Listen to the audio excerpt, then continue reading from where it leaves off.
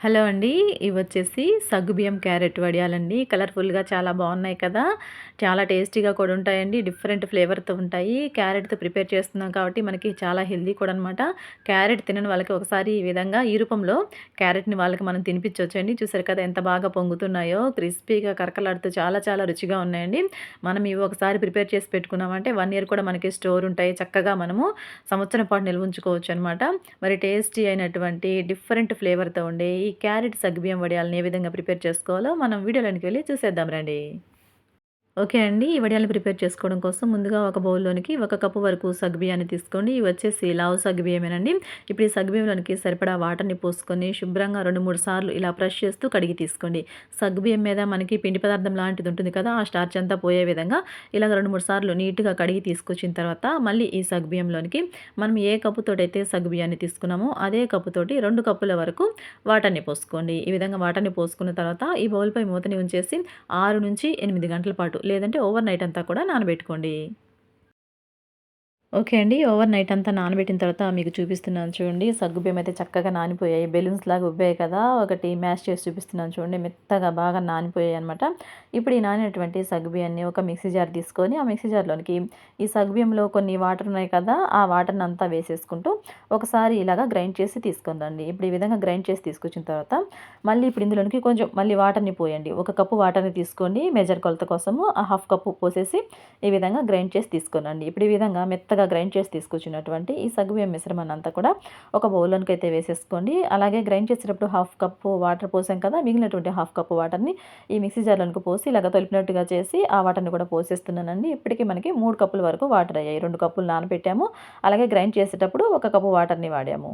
Okay అండి. Batter consistency వచ్చి వీడియోలో చూపిస్తున్న విధంగా ఉంటే సరిపోతుంది. ఇప్పుడు వేరొక గిన్నెనైతే తీసుకోండి. అందులోనికి మనం ఏ బౌల్‌తోటైతే సగ్గుబియ్యాన్ని కొలిచి తీసుకున్నామో, అదే బౌల్‌తోటి 5 కప్పుల వరకు వాటర్‌నైతే పోసుకోండి. ఒక కప్పు పోసాను కదా! 2 కప్పులు పోసాను. ఇది మూడో కప్ అండి. నెక్స్ట్ ఇదొచ్చేసి నాలుగో కప్పు. ఇదొచ్చేసి 5 కప్ అండి. 5 కప్పుల వాటర్ మనము గ్యాస్ ఆన్ చేసి స్టవ్ పై పెట్టి వాటర్‌ని మనము తెల్లగా కాగపెట్టుకోవాలండి. వాటర్ కాగేలోగా ఒక మిక్సీ జార్‌నైతే తీసుకోండి. అందులోనికి ఒక 7, 8 ఎండుమిరపకాయలని వేసానండి. ఇలాగ కోర్స్‌గా చిల్లీ ఫ్లేక్స్ లాగా గ్రైండ్ చేసి తీసుకొచ్చి, ఈ చిల్లీ ఫ్లేక్స్‌ని కూడా రెడీగా పెట్టుకోండి.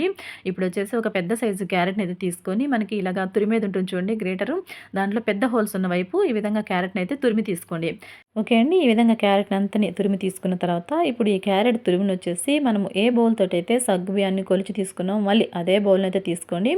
అదే బౌల్‌లోనికి తురిమినటువంటి క్యారెట్ అంతా కూడా ఒక బౌల్ తోటి మెజర్ అయితే చేసి తీసుకోండి. ఒక బౌల్ సగ్గుబియ్యానికి ఒక బౌల్ క్యారెట్ తురుమైతే సరిపోతుందండి. కలర్‌ఫుల్‌గా చాలా చాలా టేస్టీగా ఉంటాయి. ఇప్పుడు ఈ విధంగా క్యారెట్‌ని కూడా ఒక బౌల్ తోటి కొలిచి తీసుకున్నాం కదా!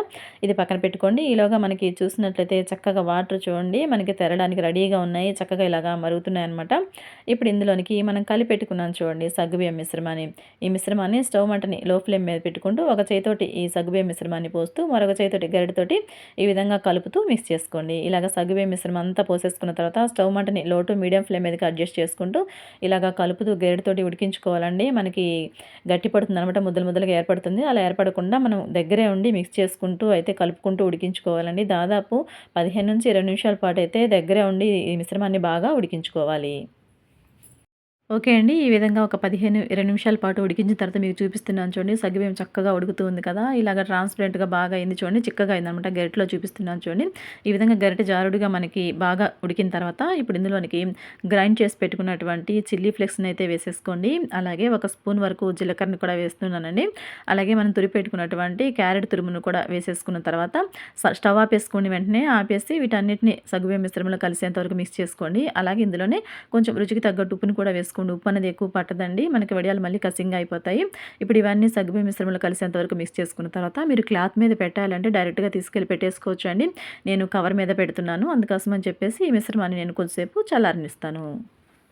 అలాగే చూడండి చల్లార్చేటప్పుడు మధ్యలో ఇలా మిక్స్ చేస్తూ చల్లార్చండి. లేదంటే పైన తెట్టులాగా కడుతుందనమాట. ఓకే అండి. నాకు ఈ మిశ్రమం అయితే పూర్తిగా చల్లారిపోయింది. ఇప్పుడు నేనొచ్చేసి ఒక కవర్‌ని టెర్రస్ మీద అయితే ఇలా ఎండ తగిలే ప్లేస్‌లో అయితే పరిచానండి. ఇప్పుడు ఈ సగ్గుబియ్యం మిశ్రమాన్ని కొంచెం కొంచెంగా ఇలా గేటుతో తీసుకుంటూ నచ్చినంత సైజులో ఈ విధంగా వడియాల్లాగా పెట్టుకోవాలి. ఓకే అండి. చూసారు కదా! సమ్మరే కాబట్టి మనము ఫ్యాన్ గాలి కింద ఆరబెట్టుకున్నా కూడా ఇవి చక్కగానే ఆరిపోతాయండి. ఈ విధంగా నచ్చినంత సైజుల్లో ఈ మిశ్రమం అందరితోటి చక్కగా వడియాలన్నీ పెట్టేసుకున్న తర్వాత ఒక రోజంతా ఎండిన తర్వాత మీకు ఈవినింగ్ చూపిస్తాను చూడండి. ఓకే అండి. పొద్దున్నే 10 కల్లా నేను ఈ విధంగా టెర్రస్ మీద వడియాలన్నీ ఈ విధంగా పెట్టేసానండి. చూసారు కదా! ఎంత కలర్‌ఫుల్‌గా చాలా బాగున్నాయి కదా! క్యారెట్ వడియాలు. ఓకే అండి. సాయంత్రం మీకు 5 గంటలకు చూపిస్తున్నాను చూడండి. చక్కగా ఈ విధంగా అయితే డ్రై అయిపోయాయండి. ఇప్పుడు వీటిని నేను ఇంట్లోకైతే తీసుకెళ్ళిపోతున్నాను. ఈ విధంగా తీసుకెళ్ళిన తర్వాత వీటినైతే నేను కవర్ నుంచి రిమూవ్ చేస్తున్నానండి. పైవైపు అయితే డ్రై అయిపోయాయి కానీ బ్యాక్ సైడ్ కొంచెం పచ్చేదనం ఉంటుంది కదా! ఈ విధంగా డ్రై చేసి పెడతానండి. ఇవన్నీ ఈ విధంగా తీసేసిన తర్వాత కవర్ నుంచి ఒక బేషన్‌లోనికైతే లేదంటే ప్లేట్‌లోనికైతే వేసుకొని నైట్ అంతా ఫ్యాన్ గాలికి ఉంచేసి మరి ఆ నెక్స్ట్ డే మళ్ళీ ఎండలో అయితే పెడతానండి. ఆ విధంగా ఎండలో ఎండిన తర్వాత మనం వీటిని డీప్ ఫ్రై చేసుకోవచ్చు. ఓకే అండి. మనకి కలర్‌ఫుల్ క్యారెట్ సగ్గుబియ్యం వడియాలైతే రెడీ అయిపోయాయి. వీటిని బాగా డ్రై చేసుకోవాలి. డ్రై చేసుకుంటేనే మనకి సంవత్సరం పాటు నిల్వుంటాయి. ఓకే అండి. ఇప్పుడు ఈ విధంగా మనం ఎండలో ఎండబెట్టుకున్నాం కదా! ఇప్పుడు వీటినైతే మనం డీప్ ఫ్రై చేసుకుందాం రండి.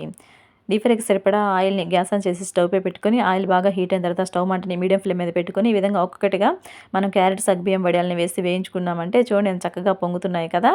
ఓకే అండి. ఈ విధంగా మనము క్యారెట్ సగ్గుబియ్యం వడియాలని ప్రిపేర్ చేసుకొని ఎప్పుడు కావాలంటే అప్పుడు పచ్చడన్నంలోకి, సాంబారు, రసము, పప్పు, చారు, పులుసు కూరలోకి చక్కగా మనం నంచుకొని తినడానికి చాలా బావుంటాయండి. పిల్లలైతే చాలా ఇష్టపడతారు. క్యారెట్‌తో చేసాం కదా! కలర్‌ఫుల్‌గా ఉన్నాయని చెప్పేసి.